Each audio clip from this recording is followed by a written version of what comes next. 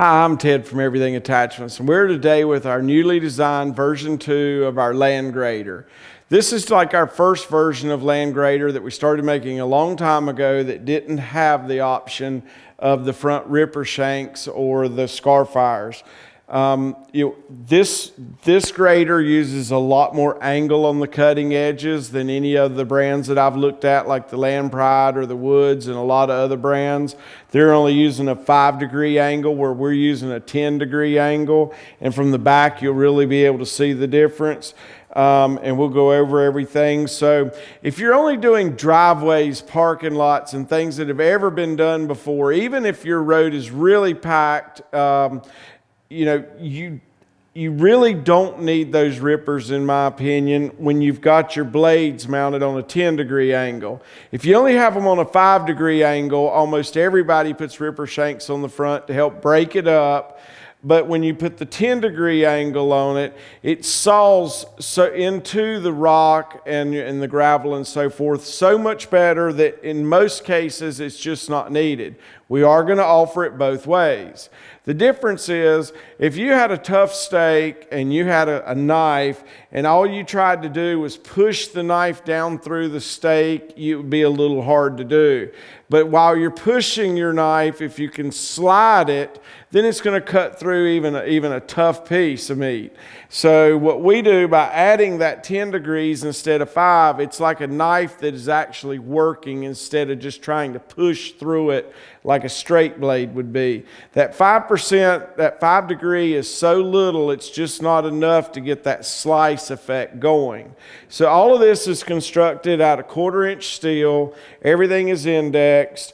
This outer piece is 3/8. It has the two-step pins for category 1 and category 2, so it'll adjust for anything. It is quick attach compatible and has the category 1 and the category 2 hole here if you're just hooking it up to your standard 3-point hitch and not using the quick attach. So on the version 2, what we've done, and you can tell by this tube being raised here, when this piece comes out of the laser, it kind of looks like a spider, and then we fold all the edges in to make this shape here. And what we do, we've added 4 inches, and that's allowed us to raise these tubes, and we'll show you on the back of what we've done. But we weld everything on our equipment. If we can get to both sides of it, we weld it inside and out. On almost everybody's brand I've looked at it, they only weld it on one side, do a lot of stitch welding instead of solid welding. We solid weld everything at Everything Attachments. It just makes a better fit finish and a product in the end. We build our stuff to last a lifetime, not just to sell. We used to weld on a 1/4-inch strip for a wear strip on the bottom, and we've not really had anybody wear it out yet and call for a replacement, but we do feel like we've lost some sales from simply not having it, because people in abrasive areas that use them a lot, that clear long roads, they are going to wear that out, and that makes it easy to replace if you just need to undo a few bolts, slap a new slide on it, and you're back to business.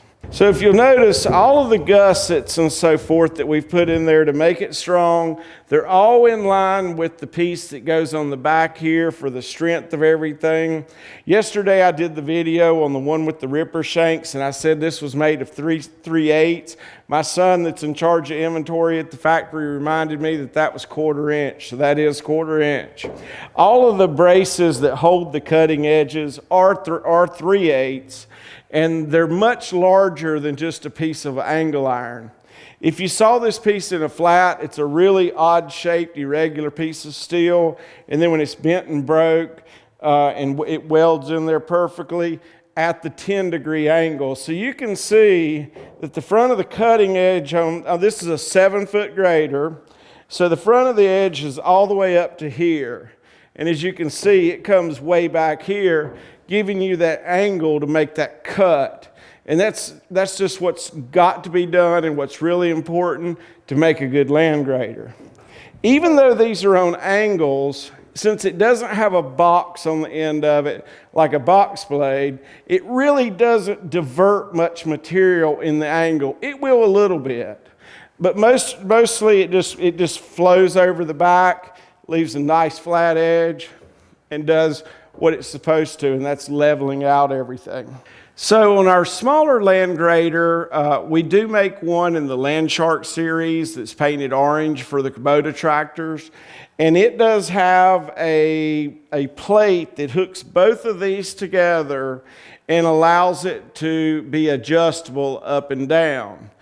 It's on 3 different bolts on each side, and it's simply in a slot where you can unloosen your 3 bolts on each side, slide your cutting edges up or down, and that sounds like a good way to do it at first, but I know how many times I've slapped it down on the ground or whatever, and no matter how tight you would have tightened those 3 bolts, I would have probably slid the blades up, because there's nothing holding it from moving except the tension at the bolts.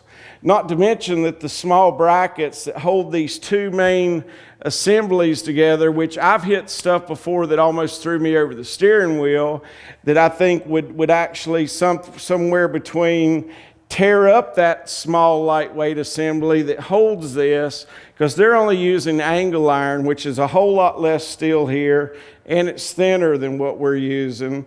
So I really thought about it last night. It kind of made me mad that I didn't have a way that I could figure out that was good to move the blades up and down as they wear. So I went back to my old racing days where every suspension piece on the front of the car, and even some of the rear, basically instead of a hole that's non-adjustable like we have today, they make a slot, and then it comes with an insert that fits that slot, and the hole can be at the top, the middle, or the bottom, so you have adjustment within that slot. So that's what we're going to do. I don't have it for you today. Nate drew it up in SolidWorks. He'll show it to you in the video. So basically, it's a slot with a hole where the blade's going to start at the top, and as you wear your cutting edge, you simply take your bolt out of all of them, flip your bolt to the bottom, and put the piece on the top. Now we could make a slot and just move the cutting edge up and down, and you'd be back to the same way the land pride is. If you hit it hard, it's going to move the edge. So that's why when you put the piece from the top to the bottom, no matter how hard you hit it, the blade still can't move. So I think we've come up with a really good way that's simple and been around forever to be able to move the blade up and down, but make it where it can't slide. So we're going to be adding that to the next ones we build, and that's the way the new version 2 will come to you, is where you can adjust the blades. Everything is solid. It's welded in on both sides completely. You've got your adjustable, replaceable slides over there, and you're back to the best land grader on the market that I know of, and it's been a great tool for us. With us raising this extra 4 inches, when you're really cutting a lot of stuff that might have sod or grass on top of it, it won't get wadded up in this beam as it gets close there. So if you've got any questions, give us a call or an email at Everything Attachments, and we'll be happy to help you get the right size for your application.